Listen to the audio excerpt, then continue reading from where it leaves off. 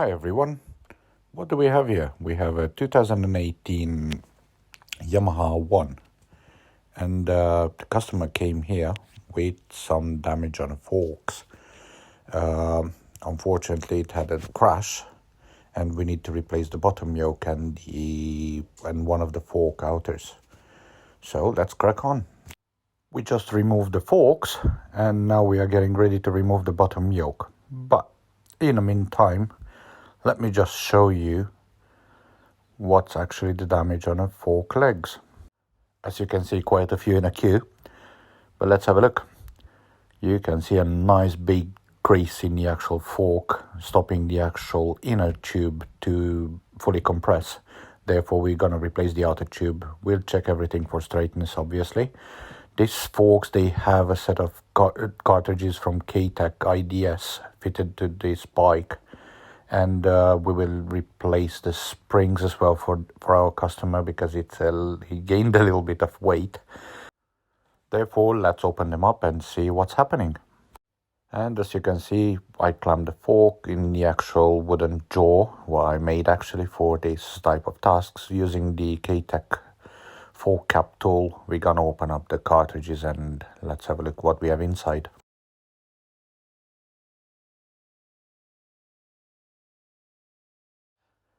As you can see, I just removed the cap. I removed the preload from the actual fork cap to put the K-Tech tool on, remove the cap off, and we are getting ready to remove the springs and the sub-assemblies. Springs coming out. Let's have a look what spring rate we have. Yeah, it's a 9.5. We'll replace that with a different rate for the customer. And yeah, we start stripping off everything. We should start to empty the actual forks from oil. As you can see, the crease is fairly big.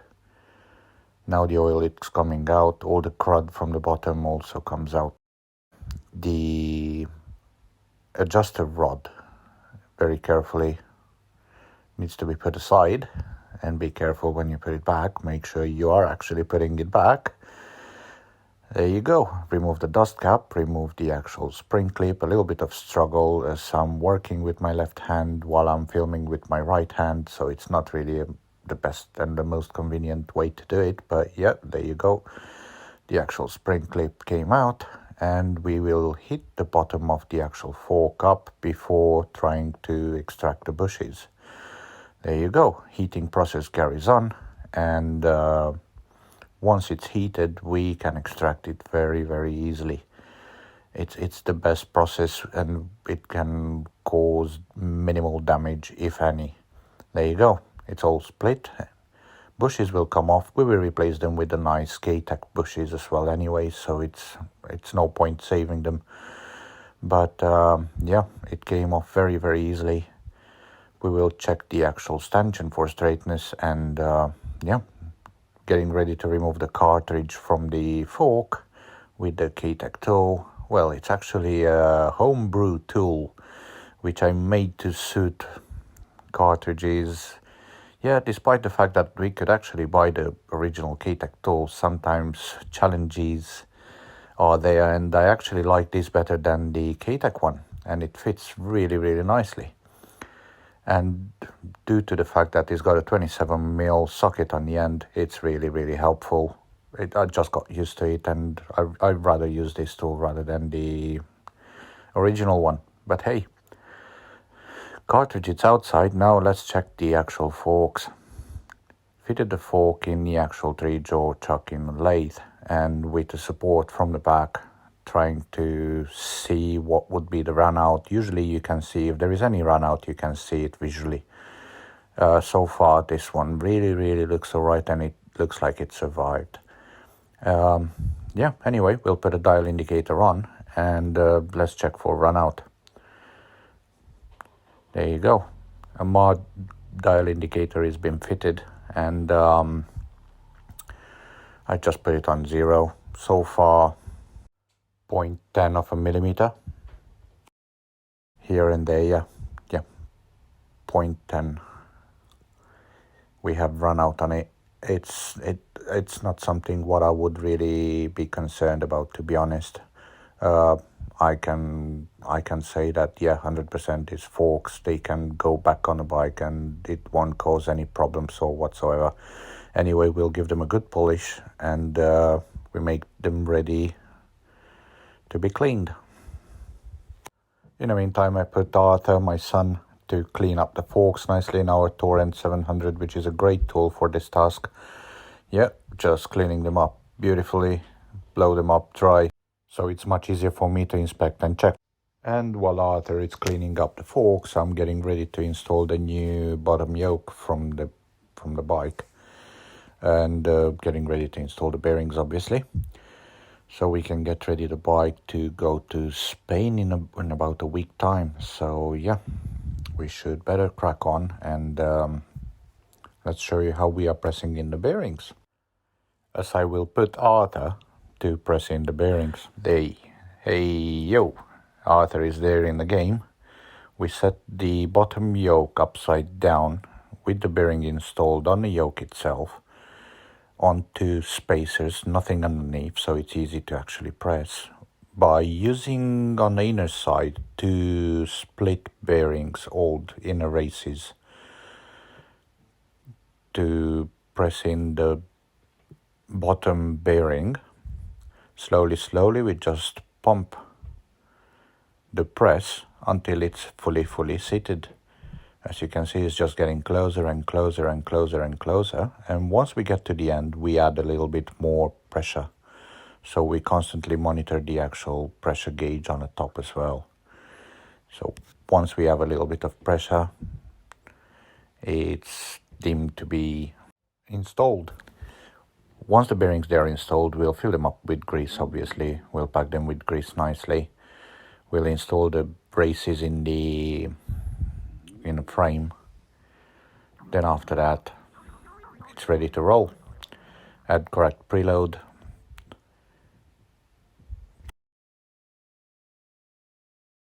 And it looks like we are adding a little bit of pressure. So yeah, the bearing is seated. It's all nice and ready to be fitted on. As you can see, the braces, they're already fitted in a frame. And we just need to pack the grease in the bearings, install them on, add correct preload, and happy days.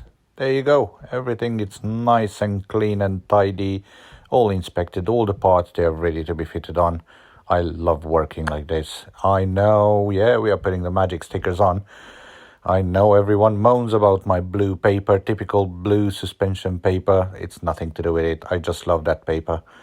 It doesn't leave floss at any time. As you can see, we are installing K-Tech seals and bushes. We are using Kayaba grease for them. Obviously the K-Tech oil. New set of springs which we will install for the customer, as she's getting a little bit fattier. Hey! Anyway, old springs will be returned to the customer. And yeah, let's ready to crack on and install everything back on a bike. The outer tube, as you can see, it's there. It's new. We have a new replacement from Yamaha. And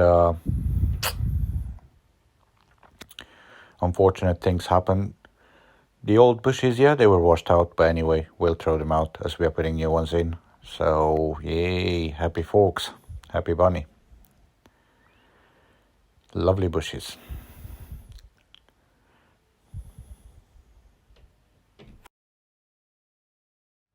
And I'm just installing the compression cartridges in a fork with my own tool, which I love. Anyway, sorry, it's a little bit awkward to actually film and work as well. I'm struggling a bit. All right, we are getting it ready to tighten it up to 40 newtons. So yeah, the cartridges, they need to be tightened up with 40 newtons. Forks, they are installed in a soft jaw clamps, so we won't do any damage to the forks themselves. And we are getting ready to tighten it up nicely. And like that, the compression cartridge is installed and ready for completing the assembly. Otherwise, yes, the gold cartridge is the rebound cartridge and the black cartridge is the compression one. So yeah, don't mix them up, guys. That's fairly important. And now we are ready to install the seals and the bushes. What I want to show you guys, I usually use the bullets. It's something what I use. It's fairly easy and convenient. But for you guys at home, what you can use, it's an old trick. It's actually tape. Just use a little bit of tape to avoid going over those sharp edges which will affect the seals. That's the magic tape, just generic tape, don't worry guys. And the way I will do it, it's think about it like a roof. I've seen guys doing it adding the tape from the top of the stanchion towards the bottom. No, go the other way around. Go from the bottom towards the top. And like that, just think about the slates of a roof. When you pull the seals down, nothing will be in a way to those lips for the seals themselves. Therefore, it's much easier to slide it down. And once ever so slightly lubricated, it's just easy peasy, lemon squeezy. Yep, so adding the tape, it's a good hack to use at home. Happy days. And like this, you can save the money from buying bullets for the task. Now, let's get ready the seals. We get the seals and the grease. What's very important, I've seen guys really charging up the seals with a lot of grease, and it's pointless. It just doesn't help with anything. Yes, do grease up the seals, but don't put excessive grease because it won't help you with anything. In fact, actually, it can cause the forks to leak for a little bit of time. Therefore, just add a little bit of grease, but don't just pack them excessively. Once they're all greased, and I'm usually preparing the dust seal and the oil seal, so when I actually start sliding them on a fork leg, it's just the one task. It's much easier. It's in my instinct. Yeah, once they're all nicely greased, we are adding a little bit of oil, the same oil what you're using usually to fill up the forks with. And I'm just pouring a little bit in a cap. And add a touch of oil on the actual tape and on the stanchion itself. It just helps sliding down the seals much easier. And like this, the grease won't get squished out. It's just a procedure. It's nothing really critical, but yeah, it's just better to go a little bit lubricated than on dry, isn't it? I'm getting the dust seal, obviously the spring side, downwards carefully, and there you go. Look how nicely it just goes down without causing any trouble. Now normally you should put the actual spring clip on. Usually I don't do it. I just come with the seal itself and with the washer and the bushes, and I put a spring clip after that, after I actually seat the seals and the bush. It's just an easier task. And I just want to make sure that when you're putting the actual clip on, spread that clip so it's not touching the forks. Don't scratch the forks with them. So when you're ready and the seals they are installed, just spread a little bit that clip, not excessively, just enough to avoid touching the fork leg, and just put it on without touching it. It's just easy. It's an easy task, but sometimes people, they just do it and they scratch the forks, then they have problems with the forks. Now, what we are doing, it's installing the actual washer. Try to use always the flat side towards the seal. That will create a little bit of better pressure towards the seal lip, and it will help sealing. You can put it the other way around as well, but ideally what I do, I always put the flat side towards the seal. It's just a better way to do it. I know it sounds a bit counteractive because you would expect the flat side to push down the bush, but it's not the case on this assemblies. It will help you far better if you put the flat side towards the seal. Now bushes, they are ready to be installed. Just slide it down, bang bang, no problems. Didn't coat the sharp edges of the stanchion. And now the sliding bush, just spread it a little bit and it just pops into its place.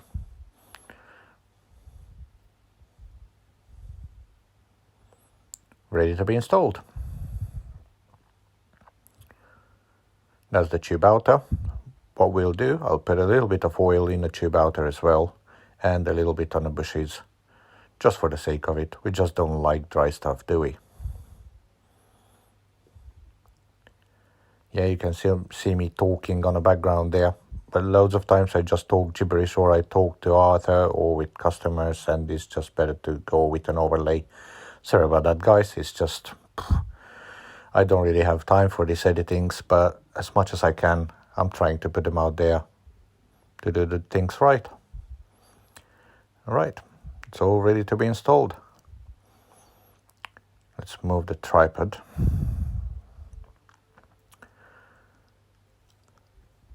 As you can see, the outer leg, it's clamped in the wooden jaw.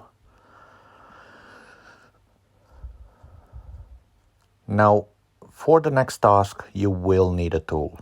You do need a tool for this. Don't try to use punches. I've seen a few manuals which they actually point towards beating the bushes with a punch.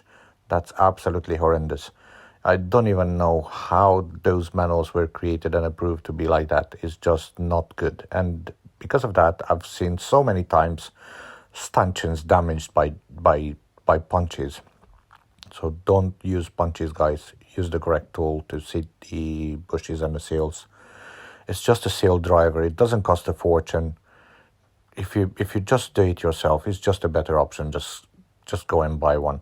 You can get them now next day delivered. So what would be the point to cut corners, especially on such a bike? There you go. You could hear the actual sound changing. Well, you cannot because I'm overlaying the sound.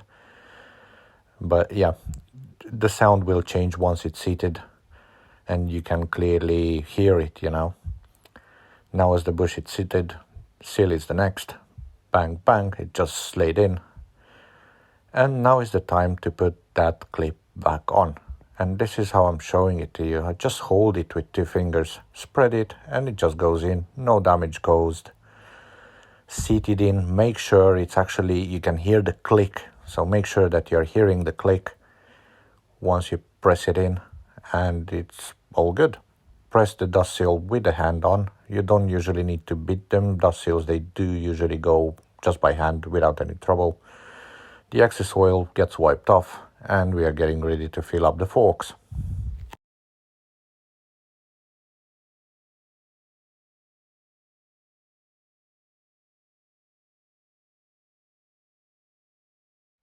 Now we are getting ready to fill up the fork. All right, what's very, very important, besides the fact that obviously you need to bleed the actual damper, it's very important when you fill up, just go to be constantly above that hole. You see that hole there? Well, that's very, very important to fill up, always to be above that hole. That will ensure always the cartridge is submerged, and it's also making sure that oil gets between the 2 tubes and the seals, they get lubricated. Otherwise, it's just pointless, and it will be inaccurate. If you don't go above that, you won't be able to feed oil into the outer tube. And while riding, sometimes you can just get oil into that, and the air gap will change, obviously. So it's very important, just fill it up. In this case, it regardless of the quantity, just fill it up, bleed the actual cartridge, and because in our case we are given an air gap, that's the most important thing to follow, not the quantity of the oil.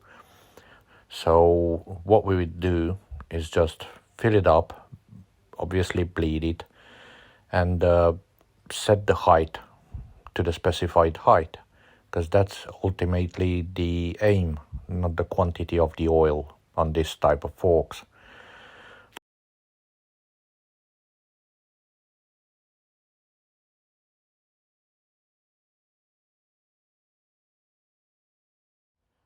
The cartridge is now bled, but as you can see, I'm putting pressure towards the downstroke. So this is the compression leg.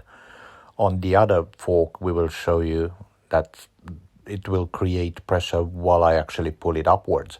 So one leg manages the compression stroke and the other leg the rebound. Now we are getting it ready. We are setting it up to 145 millimeter in this case.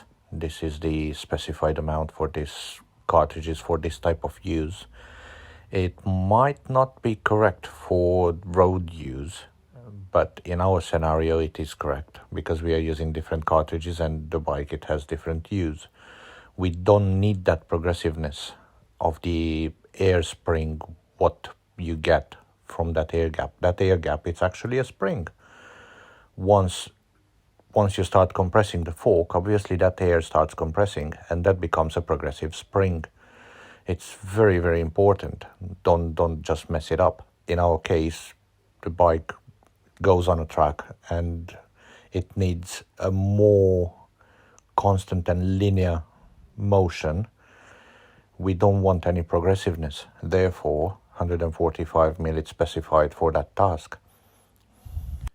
Now I'm installing the damper adjuster rod, which once seated down, you should feel a springiness. In the end of the stroke, you should feel that spring effect. That's an actual spring, what pushes back the adjusting needle. So it's very important, check always that. On some cartridges, the actual needles can come out while cleaning. And that just gives you a little bit of assurance. Now I fitted the spring seat, getting ready for the springs to be installed. These are the new springs for the customer. I'm just checking the rate, if it's correct, as laid on a box. Usually it always is. So, installing the spring.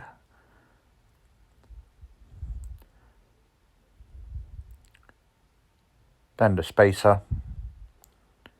And I'm getting another favorite tool of mine. It's something what I made, and I use that instead of the actual K-Tech tool. I do have obviously the K-Tech tools as well, but it's something what I got used to and I really, really like them. These tools, it's something what I really like. This serves more purposes, therefore I'm just using it. It's got a little bit of weight on it as well, and I kind of like it. It's a tool of my choice, and it just helps me to actually pull up because you have a top out spring there. That top out spring needs to be pulled upwards in order for the K-Tech tool to be installed and to make it ready for the cap to be fitted on. There you go. So now we are getting ready with the top cap. As you can see, is the cap with the black color, so therefore it's for the compression. We are checking the O-ring itself to be in good condition. We can use the same grease what we used for the seals. I usually do that. And I just smear the actual O-ring with some grease. So when I tighten it up, it actually tightens up nicely. And yeah, getting it ready to be torqued up. And the torque settings for this will be 20 newtons. So, setting up the torque wrench to 20 newtons. And while holding the K-Tech tool, we are tightening it up to 20 newtons. Bang, bang, that's it. All ready to roll. I just wanted to make sure, so I opened it up again and I retightened it. Don't want to over tighten it, neither to under, so it's just better to make sure always. Remove the tool and we are ready to torque up the top cap. The top cap doesn't need to be tightened excessively. 10 newtons usually it's what I tighten it with, and anyway once it's tightened in a top yoke it will always compress it further. So it's no point over tightening the top caps. It won't help you with absolutely anything, and they will never become loose. If you tighten it with 10 newtons, it's more than enough. And anyway, as I said, the top yoke will clamp it even further. So don't over tighten it, guys. that only does seal with the o-ring, so it's not necessary to be a mechanical kind of a sealing, shall we say. The o-ring does the job for you.